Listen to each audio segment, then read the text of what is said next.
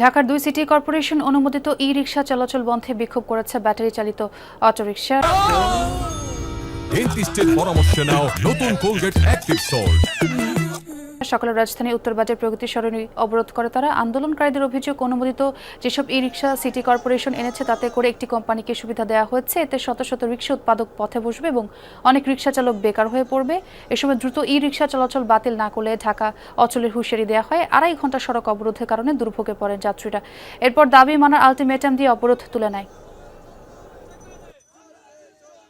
সব রাস্তা কাটা, আমরা একটু এদিকে পারি না ঘুরতে, এদিকে ঘুরতে পারি না। আমাকে যে কোনো মুহূর্তে ওরা গাড়ি নিয়ে ডাম্পিংয়ে দেয়। রাজধানীতে গাড়ি চালাবো, আমাদের দাবি এক। আমাদের দাবি যদি না মানা হয় তাহলে আমরা এরপরে আবার আন্দোলন করব, তখন জীবন দিব আন্দোলন করে সফল করে ছাড়ব। প্রয়োজনে এই 2 লক্ষ সিটি কর্পোরেশনের নাম্বার এই অটোর মধ্যে অনুমোদন দেওয়া হোক, আর বাকিগুলো দরকার পড়ে ডাম্পিং করা হোক, একটা শৃঙ্খলার মধ্যে আনু।